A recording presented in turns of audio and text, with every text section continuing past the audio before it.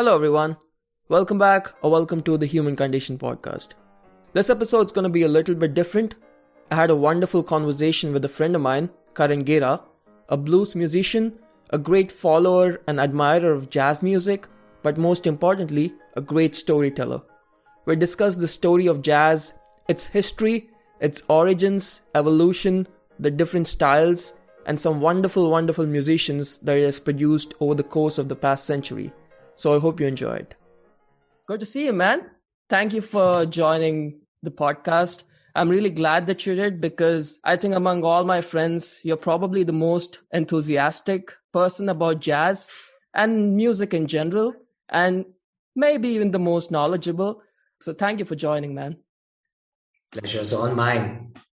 Right. I think a good point to start off is that I think we both think that jazz and the evolution of jazz was more than just a music movement. It was a cultural movement of the late 19th century and the early 20th century.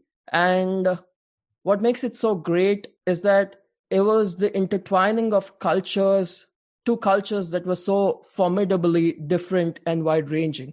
I think in anthropology, the term they use is syncretism, which is the blending of cultures that previously existed separately. And man, was that a great syncretism or what?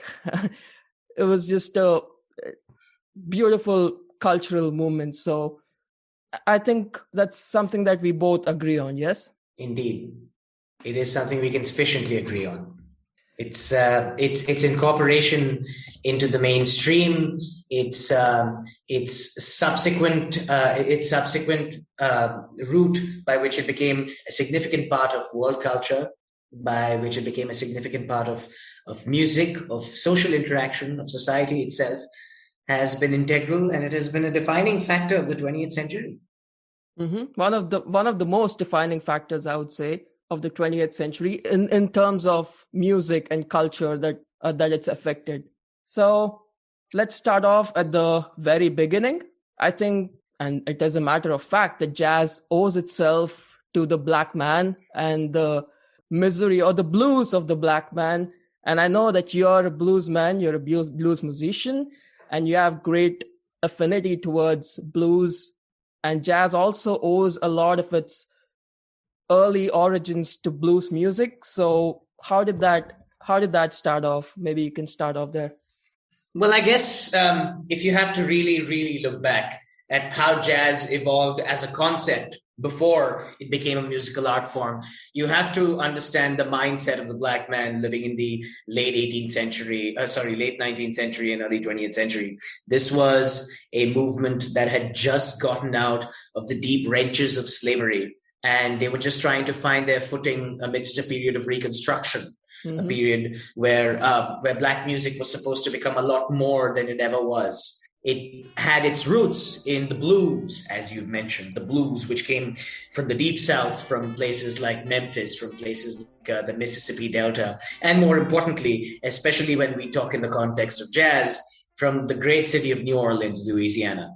We had these great American heroes who had been working so hard to get so many black people towards freedom that a lot of them used to use their slave haulers, and they used to use their church music, their gospel music, as some sort of a conduit for them to communicate with each other. It was also a way of secret communication with each other. A classic example of this was the early song Wade in the Water, which was it seemed to be a code on how to get to the Underground Railroad. What that later evolved into was the black man who the white guy had taken away everything from his freedom, his liberty to live, his chance at building his own family on his own terms, but they couldn't take away his soul. And when you talk about the music that jazz came from, the blues that it originated from, the ragtime and Dixieland dancing that it came from a black voice trying to express itself outside the realms of the bounds of what it had been held back behind by. And if you start at the early 20th century, when the blues was just taking off, there came an early bifurcation where the music became less guitar oriented and more holistically oriented in terms of rhythm, in terms of tone, and in terms of multiple instruments being brought together. It was kind of a beautiful harmonization of the colonial influence of Western instruments and the African traditional folk influence of their hymnals, of their folk songs. And when they just amalgamated together, they created the truly American and truly original art form that is considered American classical music, which is considered jazz. Jazz was very different from the blues in that, regardless of whether you wanted to consider the more popular culture oriented vocal styles of jazz, or even the more free basing, free jazz ranges, the bifurcations of which we will explore later, there was one central theme. No rules, no boundaries. Improvisational had to flow as the music progressed in its most natural form. But there would always be one central common theme that would bring the music full circle, so to speak. Mm-hmm. But as it became a little bit more, popular, jazz, unlike the blues, which was always being played in juke joints and rag joints and little bars, jazz became, and unfortunately that's how the economic situation was, jazz became the conduit by which the black man gained legitimacy in the white man's eyes. Any jazz musician who made it to the stage was more likely to be viewed by white people as one of them. Of course, it is a truly a horrid aspect of humanity that is explored here, of systemic and intellectual racism. But a sad reality was that in the early days, at least, it was only through jazz that black people could actually convey whatever was on their mind to the masses and not just to their own people. When you consider where it came from, and when you consider the instruments, the horns that became an essential part of the genre, and it's French and English and British and all those other influences combined with African music, you see something that is so unique and so incredible that it is often very difficult to classify, which is why you don't usually classify jazz based on certain types or forms, but based on the musicians that made those forms successful. Right. And I think you made a good point there about the amalgamation of the African music. And you can also hear the African influences in like the early blues and early jazz, especially in the rhythm section. And I want to read a little passage that I read in the New York Times, where the whole process was almost ritualistic. And this was very well written by this guy. It says, an elderly black man sits astride a large cylindrical drum. Using his fingers and the edge of his hand, he jabs repeatedly at the drum head, which is around a foot in diameter and probably made from an animal skin, evoking a throbbing pulsation with rapid, sharp strokes. A second drummer, holding his instrument between his knees, joins in, playing the same staccato attack. A third black man, seated on the ground, plucks at a string instrument, the body of which is roughly fashioned from a calabash. Another calabash has been made into a drum, and a woman beats at it with two short sticks. One voice, then other voices join in. A dance of seeming contradictions accompanies this musical give and take, a moving hieroglyph that appears on the one hand informal and spontaneous, yet on closer inspection, ritualized and precise. And I think that's a beautiful example of how this I could picture it. Exactly, right? And the best part, you think this is all happening in Africa, but this was in America. This was happening in the late 19th century in America, in the fields, in the plantations of America, where all these black men were, expressing themselves through their music of blues and, well, maybe not jazz till later ages, but definitely the blues. And we talk about America especially because that's where New Orleans or maybe like the southern states where some of these music, blues and jazz, you could say originated, but I think it's far too simplistic to portray one place as the place that has started jazz. But definitely we could say that America as a place was instrumental in the evolution of jazz music. And some would say that maybe this jazz could not have taken place in any other place except America, and that it was inevitable that jazz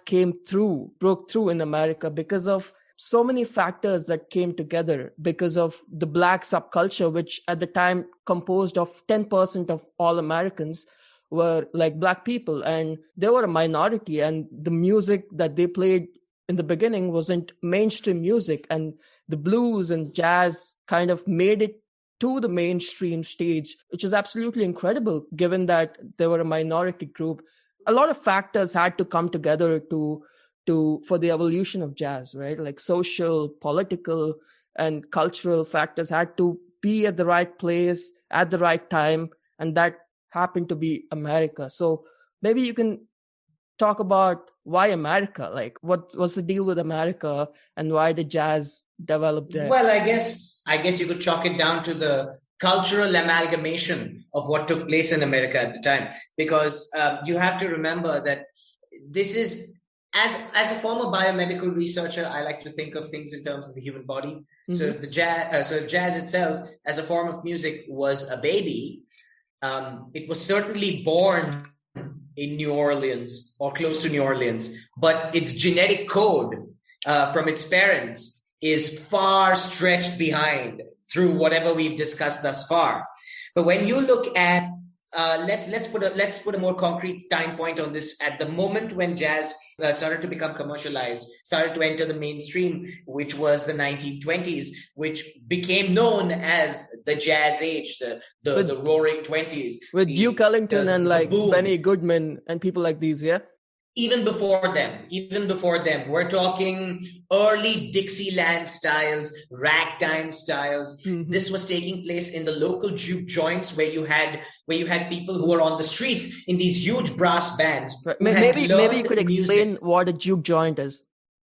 So juke joints were basically these little hangouts where daily wage earners used to come.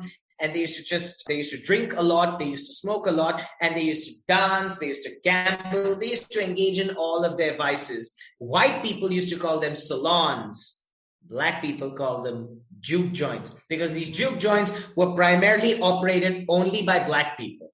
White people would run their salons. They could decide who came in and who came out because there was still segregation, even though there wasn't quite still slavery, but there was still segregation. Women couldn't vote. The Black man did not have the same rights as the white man did. Some might say even not even today, but that's a different story.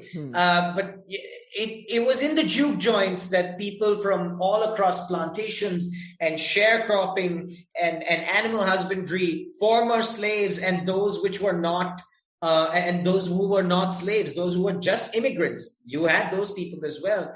People who were not white at all, people who were from the South, from the Latino cultures and the Latino populations would just get together in a place which was not bound by the horrible, horrible Jim Crow laws.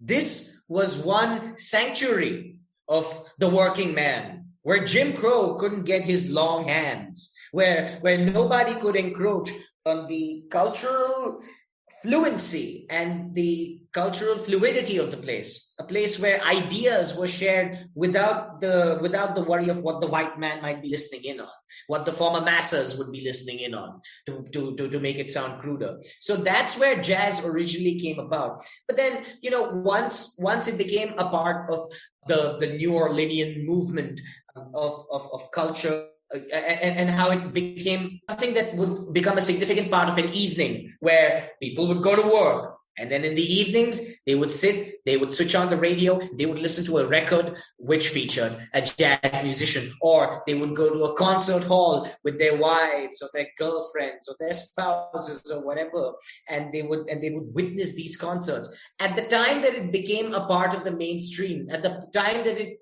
transitioned from the juke joint to the concert hall, is where we start defining the official ages of jazz.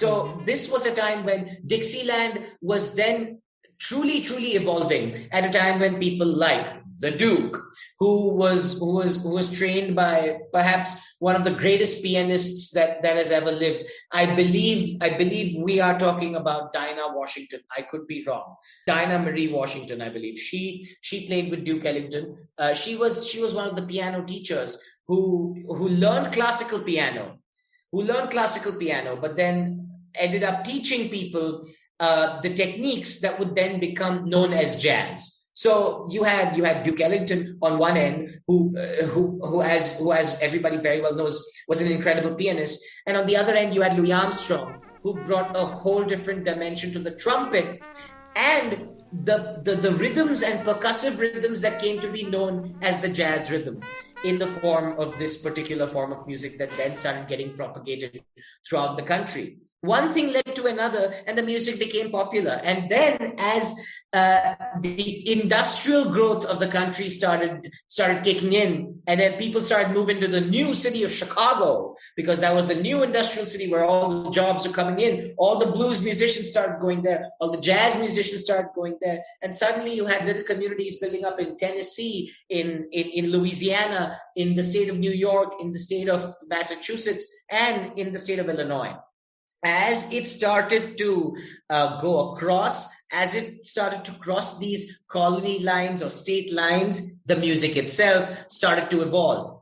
New Orleanian jazz would obviously be a lot more French derived, because Louisiana was heavily populated by French settlers. Mm-hmm. Conversely, you would have Chicagoan derivatives of jazz more inspired by Chicago blues. In another way, you would have what came to be known as the New York jazz scene, a lot more orchestral, which featured a lot more string instrument heavy people, as well as the horn sections, which would become more elaborate. And then you had, then came the whole concept of jazz can be not just a plethora of dozens and dozens and dozens of musicians playing together, but also maybe just three trios and quintets and quartets.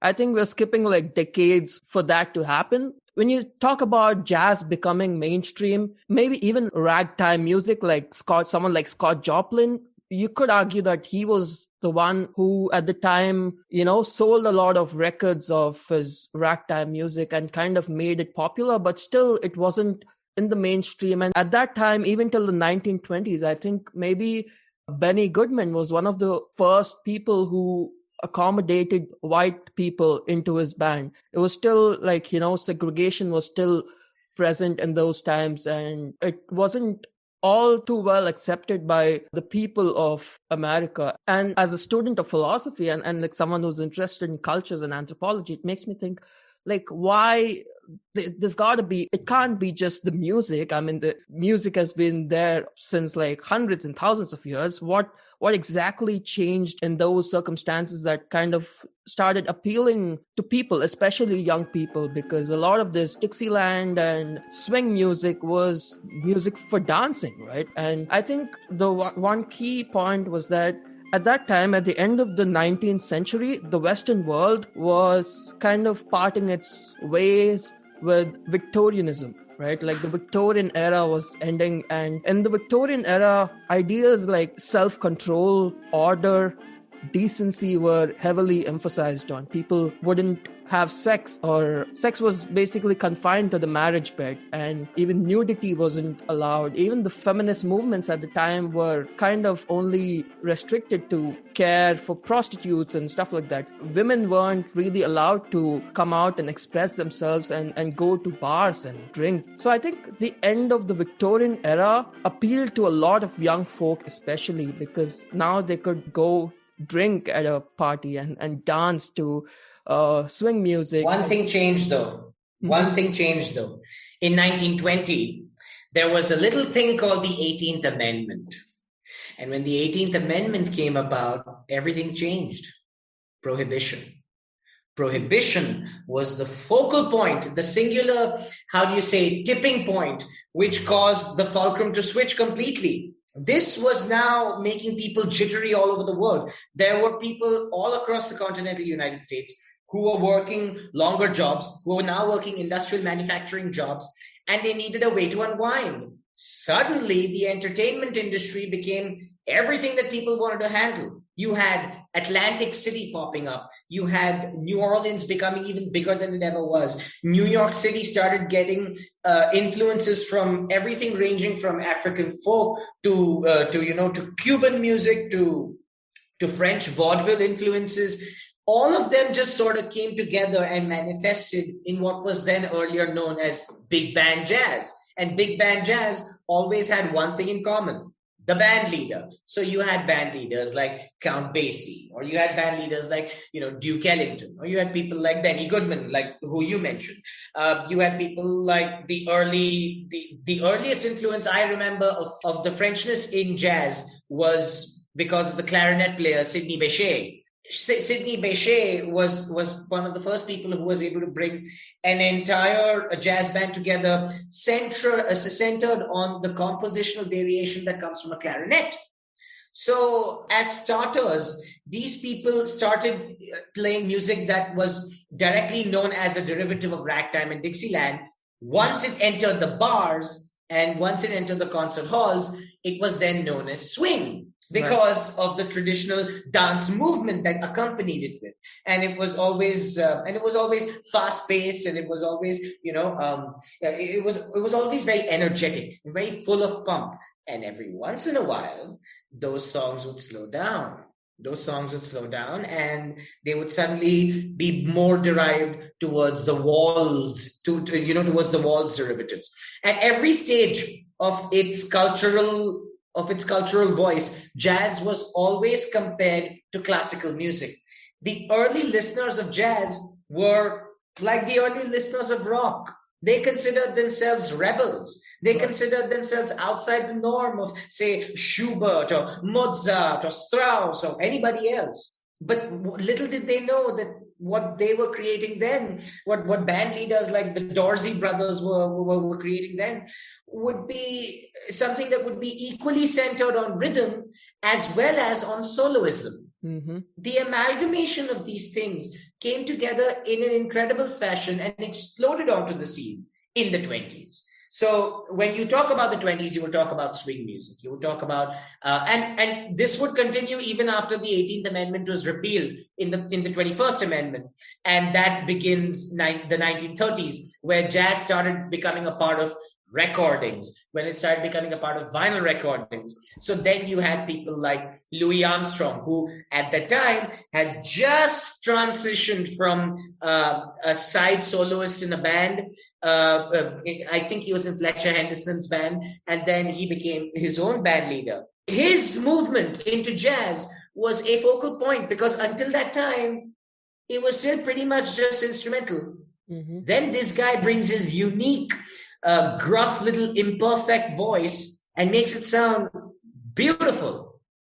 And right in parallel with that, when people suddenly realized that classical derivatives of music could be recorded in jazz form, that operas and plays could have music associated with them which could be expressed in jazz form, so came the rise of the female musician. I am, of course, talking about the jazz derivatives of female musicians such as Ma Rainey and Bessie Smith, but then evolved into the jazz age such as Billie Holiday, such as Dinah Washington, and so many other female jazz musicians who suddenly started gaining center stage, and the music would also become that which surrounded them. The two people that made this possible were the Gershwin brothers, George and Ira. They had created so many Broadway musicals by that time, and they'd written operettas, and their music started getting adapted into jazz. No better example of somebody who could sing their music so incredibly that she became a great songwriter and perhaps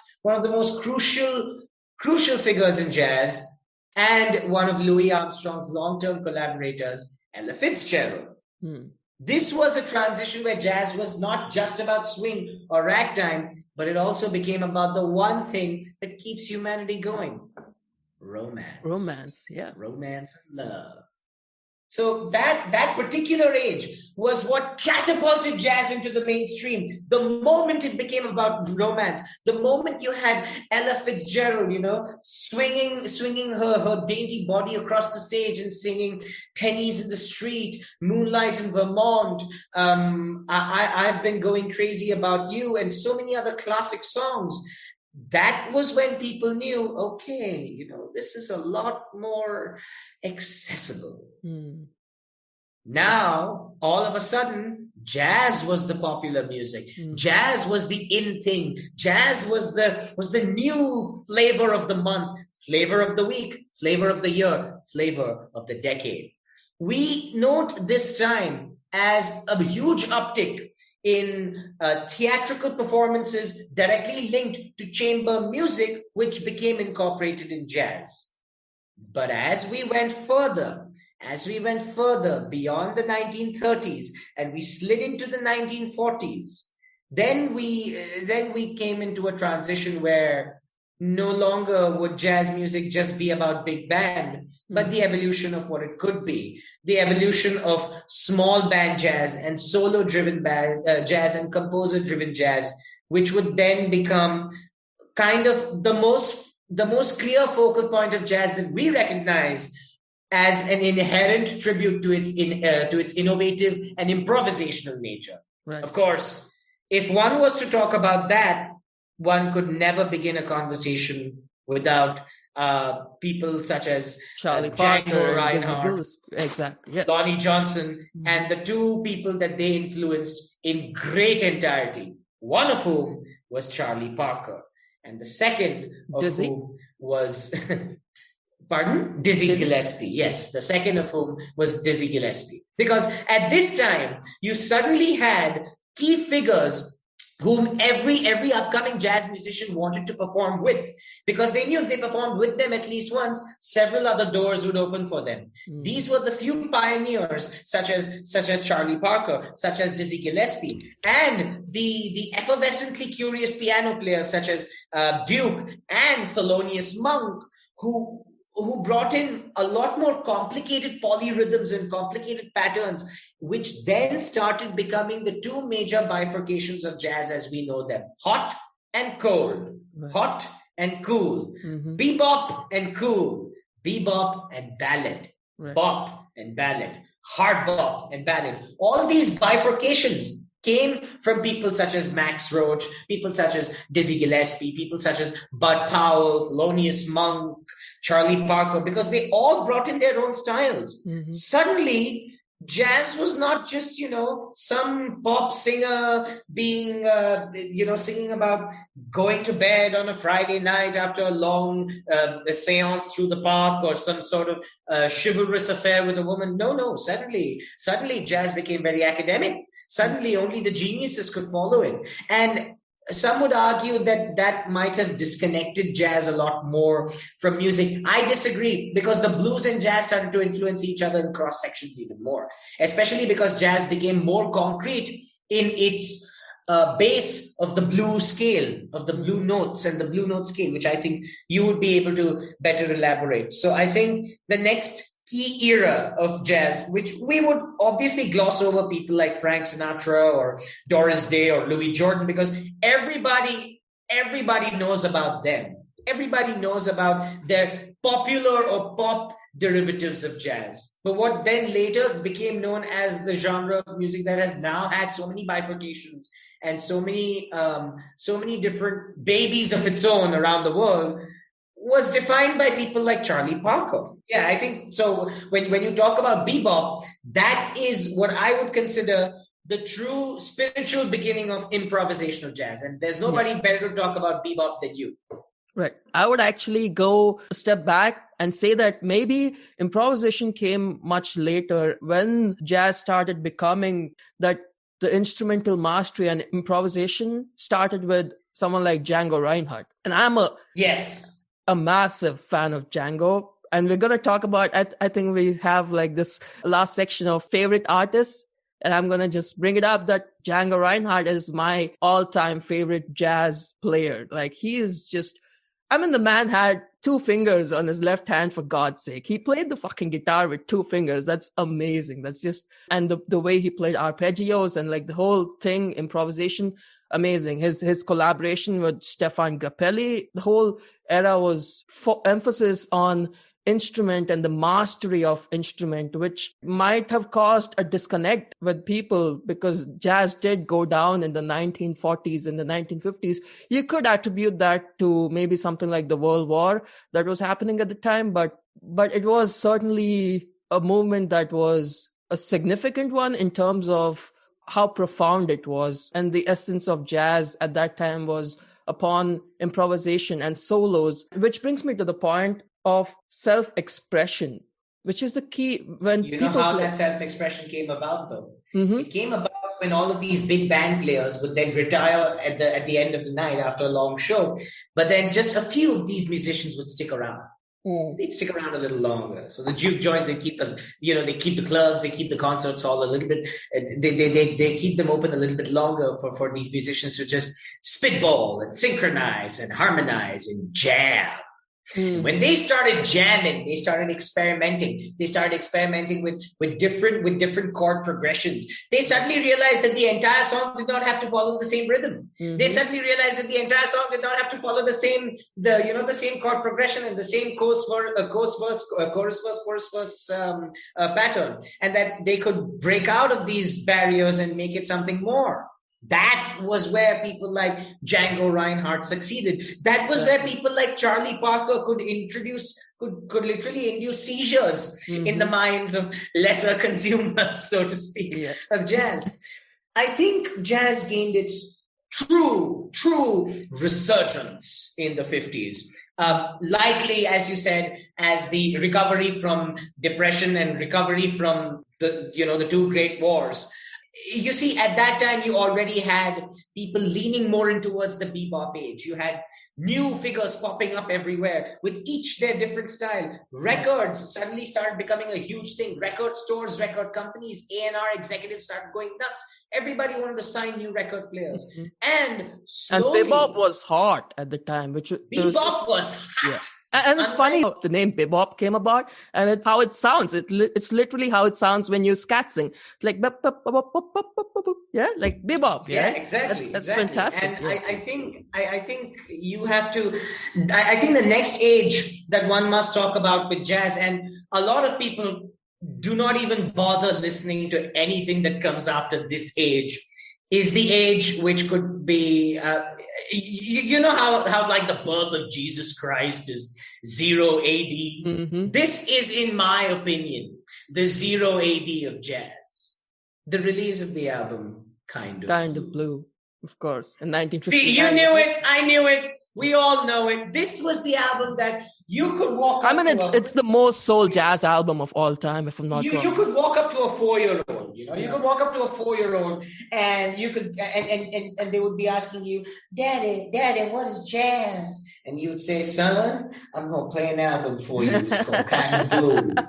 And this album brought in together a sextet, which was never before seen. It was kind of basically the first supergroup where you had Miles Davis leading the band on the trumpet. You had Cannonball Adderley on the alto sax. You had, the great Bill Evans on the piano. There was one more pianist. Who was the other pianist on Kind of Blue? There were 2 pianists on Kind of Blue. I remember Bill Evans did not do all of the tracks on Kind of Blue. Was it Herbie? Herbie came much later, right? Herbie came much later. Herbie was part of the second quintet. You had Bill Evans, Wynton Kelly, Wynton Kelly, and of course you had the great bassist Paul Chambers, who essentially featured on every major great bebop album from the 50s to the 60s until he died. And then, of course, my favorite jazz musician, of course, the legendary Mr. John Coltrane. Sonny Rollins and Hank Mobley and John Coltrane once joked about this once in a very obscure interview. They said, "Well, we would get down near the sea, and we started visiting all these juke joints and everything, and we were too afraid to play the alto saxophone because Charlie Parker, he basically cornered the market on that one. So all of us just kind of decided simultaneously at the same time, just kind of looked at each other and said, all right, well, looks like we got to go to the tenor saxophone instead. And then suddenly there came the rise of all of these great tenor sax players. And look, John Coltrane, he had a career before Kind of Blue, but Kind of Blue became the birth of the great John Coltrane. Essentially, he was what Miles could bring out in him. Nobody else could bring out in him. I think what Miles could bring out in him. We can't just talk about jazz and ignore Miles Davis, right? He is the god fucking father of jazz, man. And purely because also he is probably the greatest trumpeter of all time, but also because how great he was in collaborating and influencing jazz music. Because look at all the careers he's launched, Miles, like Chick Corea, who unfortunately very recently passed away, Herbie Hancock and John Coltrane and all these people, all these amazing artists that Miles, who Freddie knows? Hubbard. Yeah, you can name a lot of these people who maybe if they weren't collaborating with Miles wouldn't have come into the limelight as much. But Miles was just a maestro. And I remember people saying that Miles, his recording would also be improvisational. He wouldn't have like a rehearsed version on the album and something else while he was playing live. He would just come into the... They had these early days where they would just walk into the studio. Exactly. The Kind of Blue recording sessions were actually a good example of this. And if you've seen the live versions of some of these songs, you know exactly what he's talking about, because you would have Miles, he would walk in and he exactly knew whatever he wanted. He would talk to each of the musicians and he would say, well, this is what I'm looking for. You go come right in, right on the second note, and you're going to pick up this improvisation from there. Yeah. And then Coltrane's going to come in, and he's going to do his bit, his solo. You take it a rise here, and these are the kind of notes we need you to focus on. So he would just give them kind of these outlines and that raspy little undertone, and they all knew. All knew. So what? Just starts with this simple rhythm.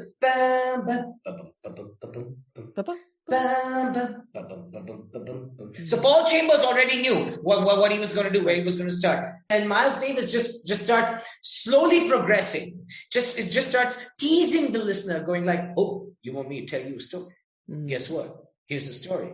So what?" And then Miles somehow just starts adding one by one each player into the entire four. Man. Now it's not just Miles and Paul. Now it's everybody. It's Cannonball. It's a great conversation altogether. And then Jimmy Cobb is doing is suddenly changing the rhythms and everything. And suddenly Miles reaches a crescendo on his trumpet. And then suddenly, boom, slips into the background.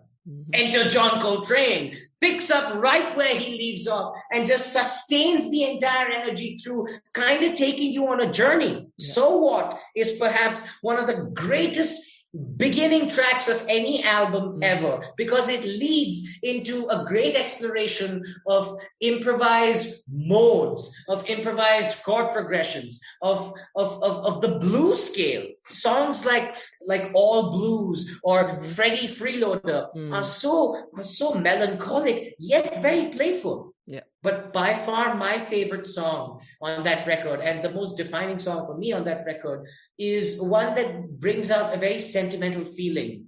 Flamenco Sketches. Oh, yeah. You see, at this time, Miles Davis was very taken with his girlfriend at the time, who had featured on several of his albums, including... Betty? Yeah, and she had featured on Someday My Prince Will Come on the album cover. See, she loved Spanish music a lot. So he wanted to incorporate Spanish music into that. Flamenco Sketches was one of those earliest works, which would then become the basis of the inspiration for what would later be known as Sketches of Spain. So this album had so many hints as to where the grassroots was going. Mingus was able to take an entire genre away from it, along with the Jazz Messengers, Art Blakey, Horace Silver. The Jazz Messengers were essentially some sort of, some sort of glee club. They were essentially a freaking glee club of jazz musicians who used to just come in and out of them. Like Lee Morgan would just stop by and say, well, hey, I'm just going to do a solo right here with my good friend Clifford Brown. I'm going to play a song for him called I Remember Clifford, who died. And the jazz messengers and Charles Mingus were able to define an entire genre of hard bop based on the early recordings of Miles. Yeah. So Miles is where everybody eventually looked back to. Red Garland looked back to Miles. The second great quintet. They launched all their careers because of Miles. And just as quick as he had made it big, just as soon he disappeared until he reemerged with the next stage of jazz that came much later, which was the electronic age and the fusion age and all of that, which obviously it requires its own episode and its own stories. But I think that album was a truly defining factor, especially for my hero, the great John Coltrane. Yeah, you just said that wonderfully well, where, it is probably the greatest introductory song to any album where, he takes it off and drops into the background and it's Coltrane's time to shine, like he comes on and he picks it up. And that's I want to say a very Western idea where individualism and self-expression is of utmost importance and a lot of emphasis is placed on it. And this is especially seen in jazz where, everyone's playing together and like one guy picks it off and everyone just drops off in the background. They're supporting him. They're like playing cards for him and they're like, encouraging him to go on and do his thing and go on his journey. And then he comes off and like the other trumpeter picks up and the bassist picks up. Well, I wanted to say it was a very Western idea, but then suddenly it struck me that maybe it's also prevalent in Indian classical music. Hindustani and Carnatic music also have these themes where like solos and then he drops back and then the other musician picks up. But it's a very profound idea of now it's your time to shine. You do it. And everyone gets a chance and then everyone gets back together. It's union and it's individualism. It's just a beautiful, it's art, man. It was the classic paradigm of any kind of jam session. Jazz was basically in the 50s, jazz was essentially every jam band musician kind of letting the world know, yo, you know what we do when we sit in those bars late at night after everybody goes home? Yeah. This is the shit we do. Exactly. This is the shit we do. Yeah. And by that time, things had bifurcated so much, especially in the 60s, where you had this entire genre of cool jazz. You had bebop, you had hard bop. Suddenly Miles and Coltrane had gone eclectic. Right? Probably because of the heroin addiction, but probably just because it fueled their own creativity. And they created free and modal scapes of jazz. And I think when I talk about John Coltrane in the next section, I would be able to expand more upon his individual journey and how it single-handedly changed jazz forever. Because see, now at this point of time, in the late 50s towards the early and mid 60s, everybody had their favorite version of jazz. Okay. Right. So you had people who would prefer vocal style. So they would obviously go back to Billie Holiday or Ella Fitzgerald or Louis Armstrong, go into that easygoing bum bum bum bum bum bum bum bum bum bum, which was just clearly partially based in 12-bar blues. Then you had people who were like human versions of cocaine, who would prefer like the fast-paced jumps and beats, which were brought to great fame by Charlie Parker, the Great Bird. Or you had people who wanted curiosity. They wanted pace, but not all the time. And they preferred cool. They preferred modal. So they would like people such as Coltrane. They would like people such as Miles. They would like people such as Monk, who difficult to follow at times, but incredible when you took the time to understand where the purpose of the music was coming from, So everybody had their own flavor. And for those who did not understand any of this, they could just pick up a record by, say, Lee Morgan or Ben Webster or Coleman Hawkins, his really good friend, or Dexter Gordon or Hank Mobley or Zoot Sims or Al Cohn. This was the age of the sax player. This was the age where the sax player was whom everybody looked to lead the band. Often nobody would pay attention to the work of great jazz bassists such as Mingus or such as Paul Chambers, because they did not have such a central role in the initial rather birthing of new songs. But they were the ones who kept tone. They were the ones who kept rhythm. They were the ones who encouraged transition. People like Ginny Cobb on the drums. Yeah. People who are part of John Coltrane's famous quartet. You know, when he was finally able to get Elvin Jones to play along with him, who was able to understand him a lot better. So it was these people kind of inspired a whole other movement.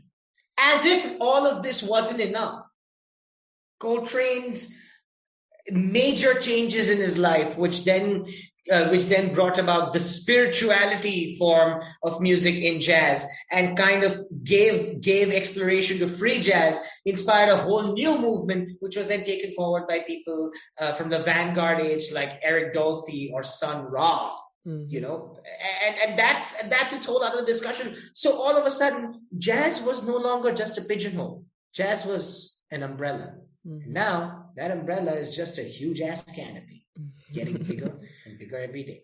Yeah, I think we should probably move on to talking about our favorite jazz musicians and what prompted their major contributions into defining this form of music and defining generations to come and even society. So I'm gonna, like I said, I already mentioned it, that you know how much I love Coltrane. We've talked about this before. I fucking love him to bits. I think he's like, if I have to talk about instrumental mastery and like being a virtuoso, it's hard to get past him. But purely because of the influence he's had and the musical frontiers that he opened, I think I have to go with Django Reinhardt, because Django Reinhardt was a gypsy. He was born into a gypsy caravan where they used to travel around these rural places, and music was in his blood. Like his mother was a musician. You can draw a lot of beautiful parallels between how the rhythm was in his blood because of the riding of the horse had a rhythm in it, because of all that instilled in him. But his story is just so incredible. He absconded with his wife at the age of 17, I guess.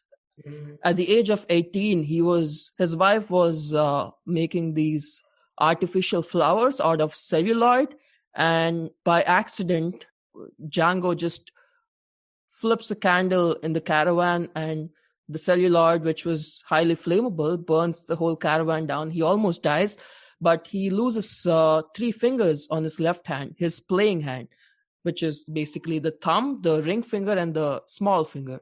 So he had 2 fingers on his fucking left hand, man. And just the will to go on and to create.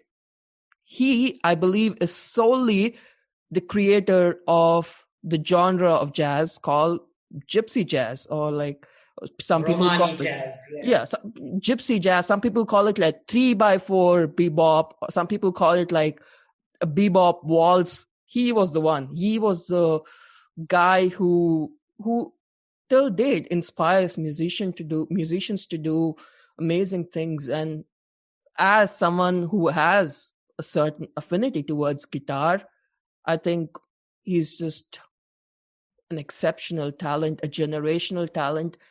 And just purely because of his influence in creating the new genre of music called gypsy jazz, which also happens to be one of my favorite kinds of music in jazz, I would go with Django Reinhardt, and its collaboration with one of the great violinists of the time, Stefan Grappelli, and how they were the ones they inspired touring around places and to get jazz more into the mainstream, and how even people in France, and because he was French, and it started to spread more in Europe because of him. I think surely because of the influence all over the world, I would go with Django Reinhardt as my favorite. It's curious. It's curious that an art form that was so quintessentially American was mastered despite adversity by a Romani Belgian Frenchie, who possibly in many different ways, not not if not single-handedly, then at least through majority of his contribution, was able to bring across jazz across the pond to Europe. And one must understand that jazz was competing very heavily with other art forms by the 60s, by the 70s in the United States. But in Europe, it has never, ever faced a setback. In Europe, in Central Europe, in Western Europe, jazz is beloved. Jazz has monuments named for it. Jazz has stalwarts of academies and clubs and everything named for it. And undoubtedly, it was this nomadic man who overcame the loss of his fingers to still become one of the most transformative composers and musicians, to bring it about to that level, who was able to pick up the pieces even after the world wars and just reform his quintet again and just pick up where he left off. It was incredible what he managed to do. He was able to influence so many other musicians. The Duke would always speak very highly of him, and he was apparently he was also a very kind-hearted and soft-spoken man. There are some interviews which I've read the transcripts of, where these old musicians used to say, you never knew it was Django until you saw that mustache and that curled back hair. Yeah. But then when he started playing, you knew that was him. That was he could just switch between all of these harmonics in such an effortless fashion. I believe Wes Montgomery, Pat Metheny, all of these jazz guitarists would not have been able to discover what they were capable of. Yeah. If they didn't have the doors that were opened for them by Mr. Reinhardt himself. Yeah. It was a hard call, because there's so many, man. Like I said, we've discussed so much about Miles, and it's hard to go past Miles and Coltrane. But and one of my favorite quotes in jazz music is by Miles. I think it was Herbie Hancock who was playing with Miles, and he just happened to play the wrong chord at one point, and Miles stops for a second. He just stops for 2 seconds, and he goes on and he corrects the chord that Herbie played wrong. Herbie was just amazed. He stopped playing for like a minute or so and just was awestruck by how Miles transitioned that. And Miles said something very profound in an interview that I was listening to. He said, there are no wrong notes in music or in jazz. The note that you think, the note next to the one you think is bad, corrects the one in front of it. And that's just so profound. That's fucking life explained. That's it. It's all about, okay, you make mistakes, but it's about forgiving that mistake and trying to improve on yourself and correcting the mistake that you've made. So I just want to naming an entire philosophy of life. Exactly. Based, so I based on the concept of a freaking blue note. Yeah. So I just want to point out that there were. It was a really tough pick for me to pick Django, but yeah, up to you now. I know who your pick is. It's John Coltrane, and he is my close second, third, but yeah, go ahead. See, this guy, it's easy for us to forget the humble beginnings that Coltrane came from and everything that he achieved in his criminally short career. I mean, this guy was born in the middle of Prohibition. He was born a few years before the Great Depression. His earliest interaction with music was when he used to play the horns in his school. And then he picked up the saxophone, but I guess he needed some sort of stability in his life, and that's probably why he went to the Navy. I guess it was after his return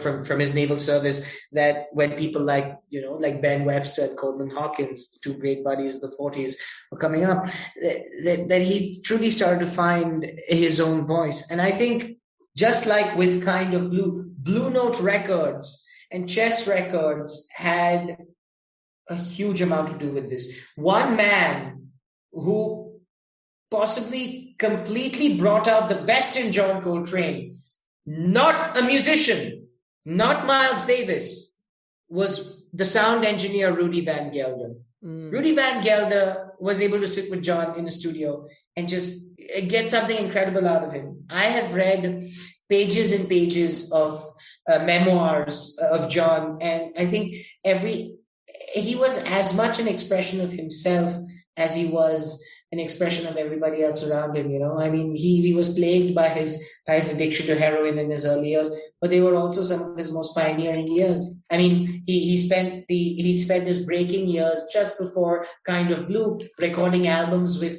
Thelonious Monk, recording albums with Duke Ellington. There's the Duke Ellington and John Coltrane duo album, the Monk and Coltrane album, which are both incredible. They have some fantastic pieces, like the Duke album has a piece called In a Sentimental Mood, which is now perhaps one of the greatest jazz standards of our time. Monk's Dream is perhaps best captured in the Thelonious Monk and John Coltrane album.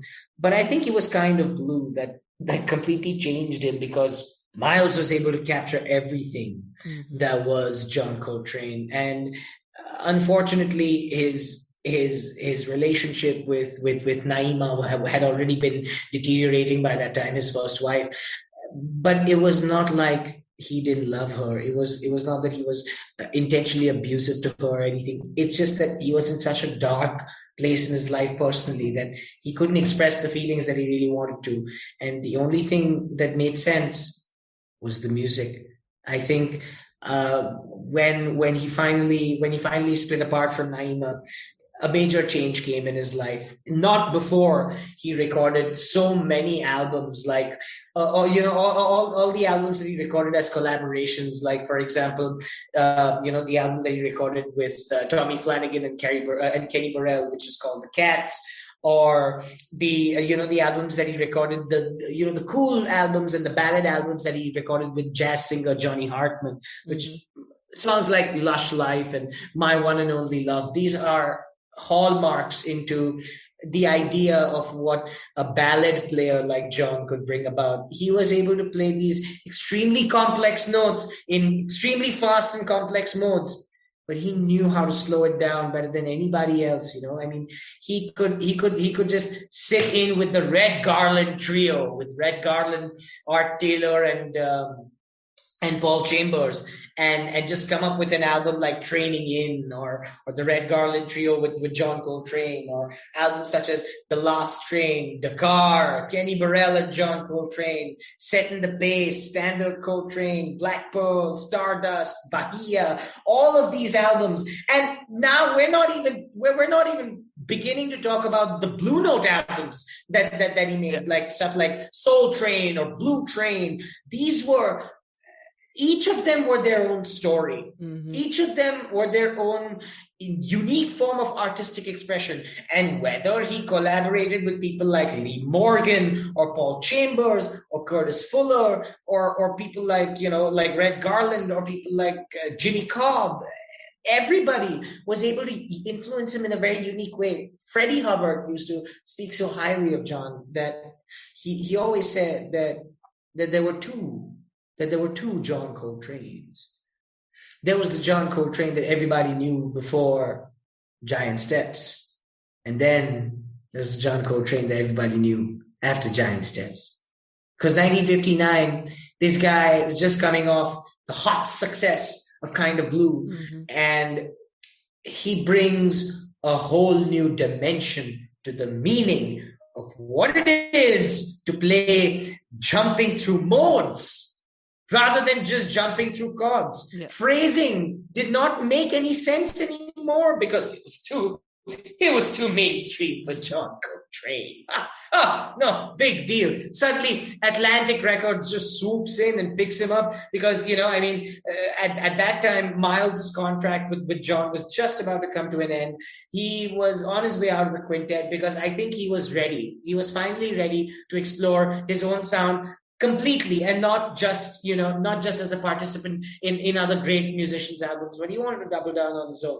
And then I think one of his greatest albums that he made was Giant Steps, because it features one of the most difficult songs that anybody who has to transcribe in jazz learns. They call it like the breaking in, the making your bones as a jazz musician. If you can transcribe to giant steps, that song is so complicated and its phrasing is so unique. And as if to mock it with so much pure emotion and love that eschews out of it comes Naima.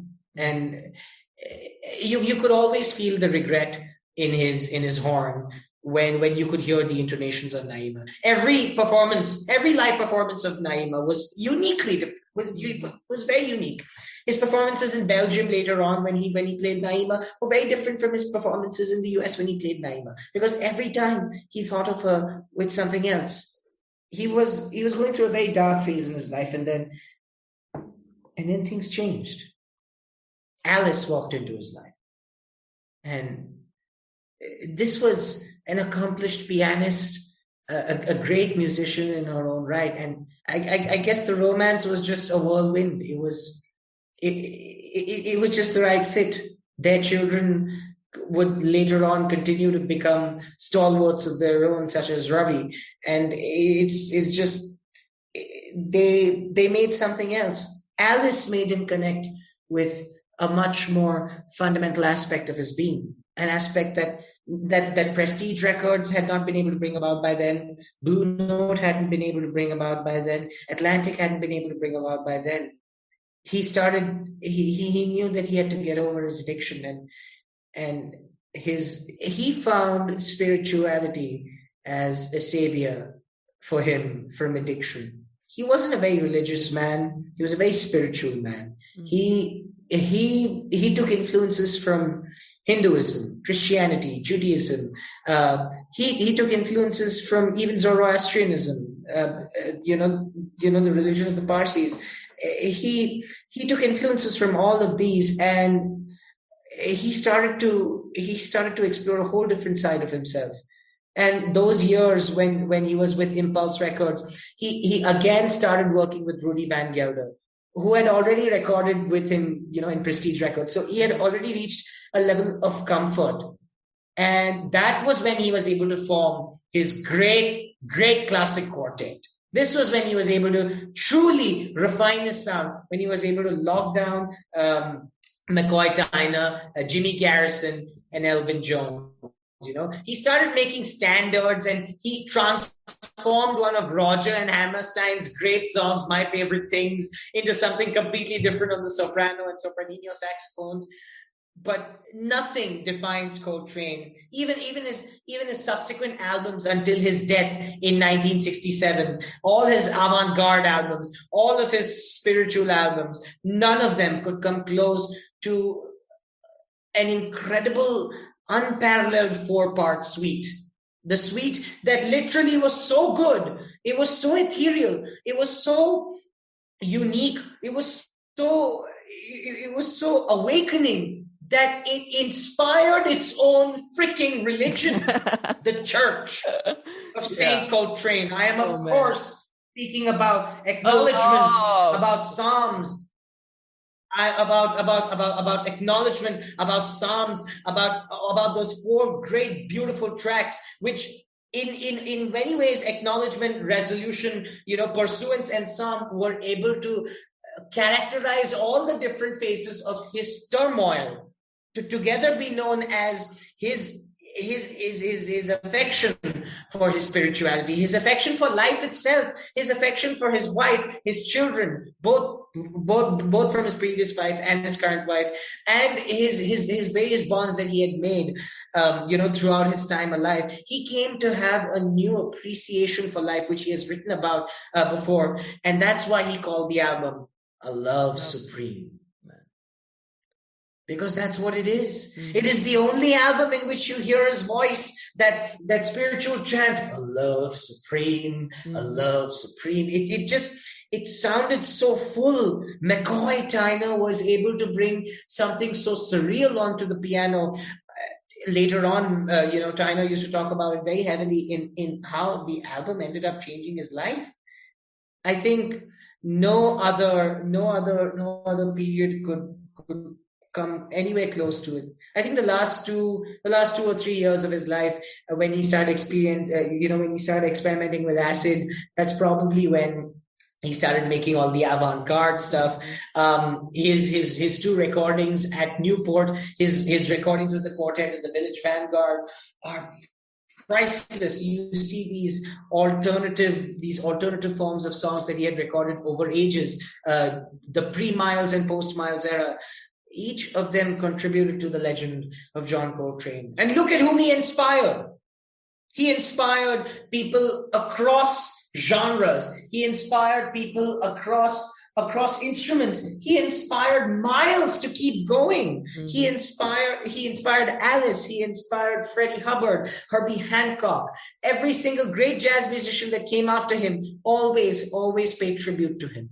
And today we have an incredible saxophonist who takes forward his legacy in a way that nobody else, I can believe, would even come close to doing so. A man who admires Coltrane's free jazz and avant-garde styles as much as he appreciates his modal jazz style and his bebop and cool jazz style. I am, of course, referring to Kamasi Washington. Nobody's legacy sustains so long and tends to show its hints in other musicians as Coltrane's did. There is a reason that there are people who worship him. Yeah. Literally worship him. They didn't treat him like literally worship him. They didn't treat him like he was a god. They didn't treat him like he was Jesus or Muhammad. They knew what his flaws were. They knew that he was trying to discover his own awakening. They knew that the greatest hallmark of Coltrane was forgiveness and redemption. And that is the legacy that he leaves behind. A legacy that genius can never, ever truly encompass. That even his liver cancer or his cirrhotic liver and that which contributed to his early death could not undo, because he left behind something so incredible. He had by that time left behind a legacy on 3 different types of saxophones, on an alto, a tenor most notably, and even a soprano sax, whilst leaving immense legacies behind even on the clarinet. That huge spiritual awakening not only changed his life, I sincerely believe it changed jazz forever. Mm-hmm. And that is why he remains my favorite jazz musician of all time.